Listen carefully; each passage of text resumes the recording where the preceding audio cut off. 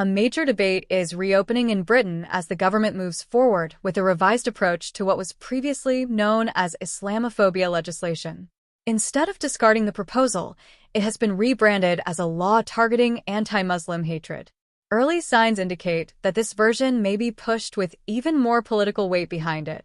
Supporters argue that this is a necessary step to protect vulnerable communities, while critics say the change in label does little to address deeper concerns surrounding the proposal.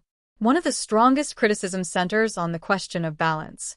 The government has already invested large amounts of taxpayer money to increase security around specific religious sites, especially mosques. At the same time, many churches, synagogues, and local community centers argue that they have not received the same level of assistance, despite facing safety risks of their own. This imbalance has created frustration among groups who feel overlooked in favor of a narrative that benefits political interests. Beyond the issue of funding and security, there is a broader fear regarding the implications for free expression. While almost everyone agrees that genuine hatred must never be tolerated, many are questioning whether the line between preventing hatred and suppressing criticism is becoming dangerously thin. Commentators warn that these proposals could expand state protection around a single belief system while discouraging open debate about extremism, political matters, or cultural issues. If the law becomes too broad or vague, people may feel hesitant to voice reasonable concerns, fearing that their words could be misinterpreted as hate. Britain has long upheld the importance of free speech, open debate, and the right to challenge any belief system. Critics argue that limiting these principles, even slightly, risks creating a chilling effect on public conversation. When people begin to fear punishment for expressing opinions, the foundations of democracy start to weaken. This raises an important question: where should society draw the line between legitimate protection and governmental overreach? And at what point does safeguarding a community turn into policing what people are allowed to say? As this proposal moves forward, the debate is expected to intensify. Many are asking whether this direction aligns with the country's democratic values or whether it signals a shift towards something more restrictive. During a recent interaction in Parliament, the topic was brought up once again. A member raised the issue by noting that November marks Islamophobia Awareness Month and emphasized that anti-Muslim hate has reached record levels in the United Kingdom. He asked what steps the government plans to take to address rising racism and xenophobia against Muslims. The Prime Minister responded by acknowledging the seriousness of the issue. He stated that anti-Muslim hatred is unacceptable and that the rise in related incidents must be addressed. According to him, the government is increasing funding to protect mosques and Muslim faith schools and has announced a new fund to monitor anti-Muslim hatred and support victims. Work is also ongoing to refine the definition of anti-Muslim hatred itself. For many people, the concern is not about rejecting protection for a vulnerable community. The worry lies in whether the rebranded law could unintentionally criminalize criticism or debate. Some argue that the government appears to be prioritizing the protection of one belief system, while others receive far less attention. If the line between legitimate disagreement and hate becomes blurred, the result could be a society where people are punished for views that challenge the government's preferred position. This is why so many voices are speaking out now, warning that the erosion of free speech and equal treatment under the law could become very difficult to reverse.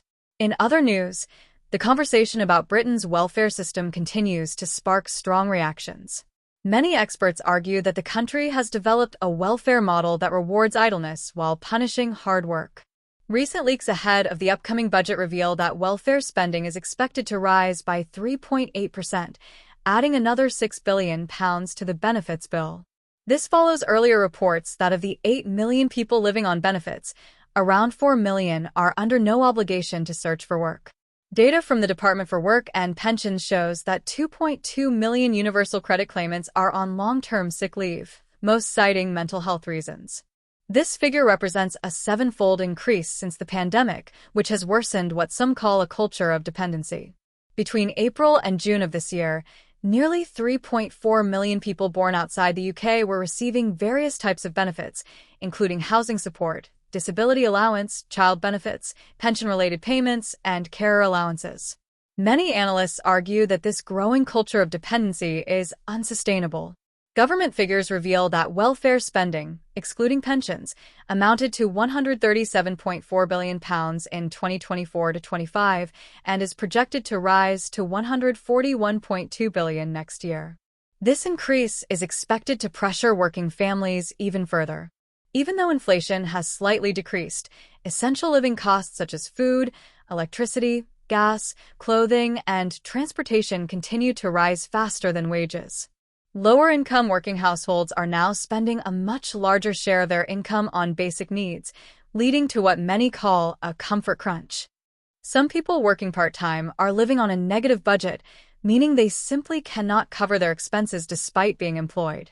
Recent political discussions reflect two strong but opposing approaches to these issues. Some politicians are pushing for sound financial management and reducing dependency, while others propose restricting benefits for certain groups, such as EU citizens, to save billions in taxpayer money. Supporters of stricter measures argue that hardworking people are being made poorer, while those who choose not to work are protected by the system. The growing divide between workers and non-workers and the broader debate about fairness has become one of the most heated topics in British politics. Many feel the system no longer rewards effort and responsibility and instead encourages long-term reliance on state support.